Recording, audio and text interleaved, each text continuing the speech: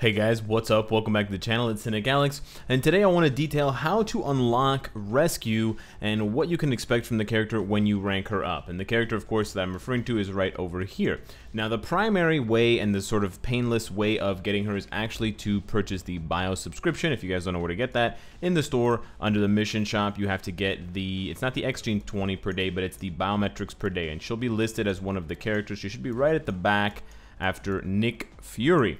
Additionally, if you're a brand new player, you will get 4 days for free of these biometrics. It actually only says 3 days, but if you log in right after reset on the 4th day, you'll get a 4th day. So you could choose, Nick Fury, Ghost Panther, Sentinel, and Rescue if you so choose. And from the list, you'll see that she is one of the available characters, and she is branded as an exclusive character, which implies that. But that's not the only way to unlock Rescue, and we'll get to this in a second. But you can also unlock Rescue, although it is RNG based. There are quite a few rewards in the special mission quest packs that will give you premium hero boxes, and the premium hero chests that it gives you are the same premium hero chests that they sell in the stores under hero chests. So it's these chests right here. They have the same colors. Don't buy these for crystals. They're terrible value, but if you find them and if you can complete tasks in game to get them, then you will be able to have a chance to unlock Rescue, because she is one of the available characters at the bottom of this list in the 1 to 6 star variety. So those are the only two ways to get the character if you're not a new player. If you're a brand new player, you have a shot right away of unlocking Rescue, and now we're gonna determine whether or not Rescue is a good character to get in the first place. So we're gonna unlock her at 1 star. From here, it's best, because these are exclusive characters, to use rank up tickets on them. So if you've saved rank up tickets from events, or if you've done like a crystal spending event and you've gotten a mega rank up ticket, those are the best ways of doing it. I'm just gonna make it real simple. I'm gonna use a mega rank up ticket on her. From here, I have two choices. I can either see how the character plays at 6 stars, and I can start to rank her up, her mastery, her level, her skills, her gears. Or because she is again, premium character, she's an exclusive character, not premium in the sense of her value, like her power. We don't know how strong she is. She's obviously not as strong as Nick Fury or Ghost Panther, because she doesn't have those obvious tier 2 passives that buff the team up. But because she's a premium character, because I would have to collect 20 biometrics per day for the bio subscription in order to get her gears, and I'm gonna need anywhere from 3 to 450 bios for that, and then use a tier 2 ticket later on. I'm just gonna skip that process as well, and I'm going to use a tier 2 mega advancement ticket. Now, of course, normally we would save these for the characters that we already know are super strong: the Luna Snows, the Ghost Panthers, the Nick Furies, the Gambits. I don't know if Rescue is that strong, Rescue, but I'm the guy who's going to find out for you. And then if she is good, you can consider doing this. But until then, I would recommend not doing this for Rescue unless you are, the #1 Rescue fan in the world, which in which case you've probably already done this and you're probably way ahead of me. But we're going to skip all the enhancement stuff, and we're going to get her immediately to tier 2, take a look at some of the stats. Her energy attack jumps all the way up to 20,000, which is a decent amount for a level 60 character. I mean, her energy attack is better than some tier 2 characters at level 70, so that's pretty impressive. And now we get to see what her gears look like. She has Ignore Defense, which is a nice skill to have, a nice stat. She is missing, okay, so she's missing any more Ignore Defense, and she's missing cooldown. So her skill cooldown is going to be pretty low. Yeah, it's only at 43%, and actually her Ignore Defense is only 38. She does have the Leadership tag and the Machine tag, so she can take advantage. The lighting is going crazy. She can take advantage of both Ghost's leadership and passive, and White Fox's. So the sun was being a cunt, so I decided to block it out. As far as the rest of the character's setup goes, characters summoned with Electric Force Field will launch additional attacks when using Repulsor Coil and Hypercharge.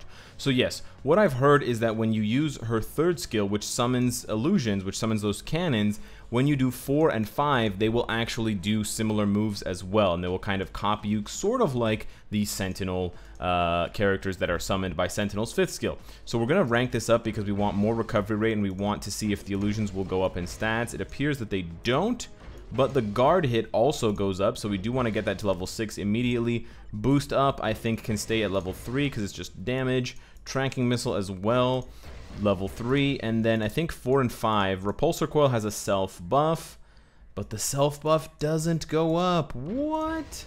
Okay, never mind. We're not going to boost Repulsor Coil because it's the same as, basically the same as Thor's. It's 25-25 with the 1% all speed and the removes incapacitation, and then Hypercharge, the Kamehameha Wave.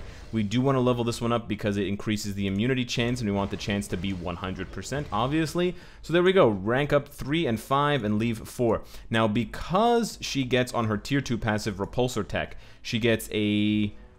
Where's her all speed? Never mind. Where's her all speed? What? I thought she had all speed. She has 1% all speed there. Oh, when her HP is below 99%, she increases her all speed by 30% for 1 second. So because of that 30% all speed, she's going to basically max out her attack speed at all times. So because of that, you want to roll Overdrive, but you could also roll Hawk's Eye. And Hawk's Eye in this case is a bit more of a budget roll. She has negative lightning resist. That's interesting. She has minus 10%.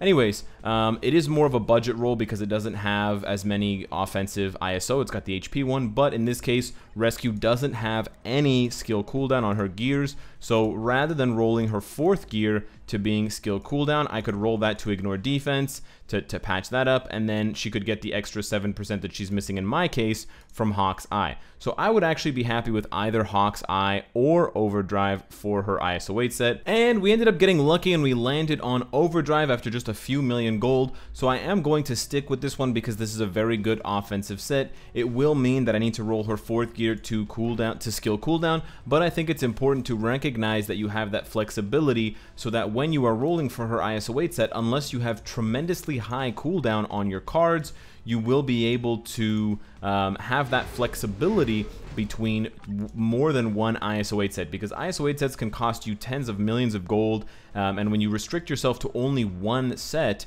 it's when you set yourself up potentially for some pretty disappointing and gold wasting moments. So we're pretty close here. Once we give her 6 ISO, or 8 ISOs, excuse me, she is an energy damage character, so we need to pay attention to that. Energy attack, we need to give her all attack ISO here.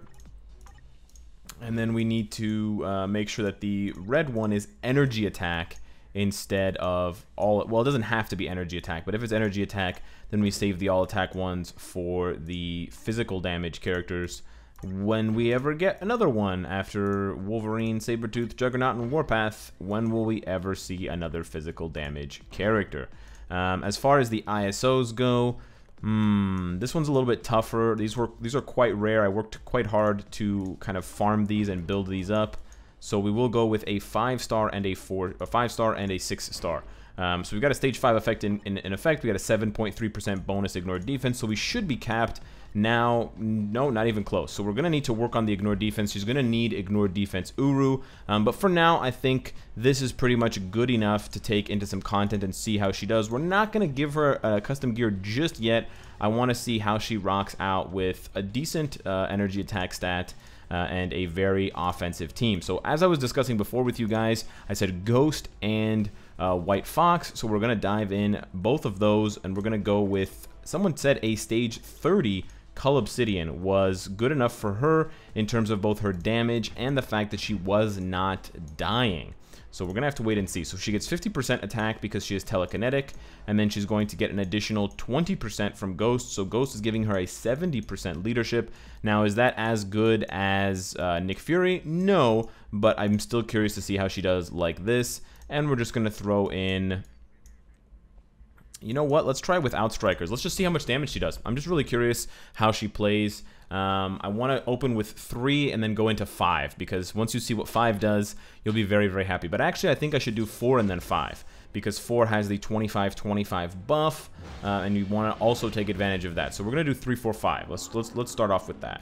So we're gonna switch here. 3, and it takes a while there. 4, hit him with the 4.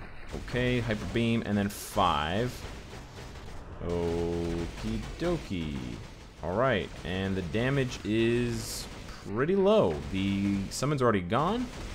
Okay. 2 seems to be pretty low damage. Okay. Damage seems quite low. Perhaps the strikers in this case would be doing more damage. But, okay, I got snared there. Okay. And I'm dead. Okay, we're going to try her against a stage 15 Thanos now to see if this is better. It's a little bit lower, obviously, but... oh, I was supposed to do 3 before 4, that's right. But we did get the self buff here. We pop these guys, and then she has an eye... So 5 is basically a full iframe, it seems. And the clones are going to last another 5 seconds, but we can just reset them here. Do the 4th skill. Can't really see what the clones are doing, but oh yeah, they're shooting out some little bubbles, it seems. The nice thing is you can cancel 5 kind of after you throw it.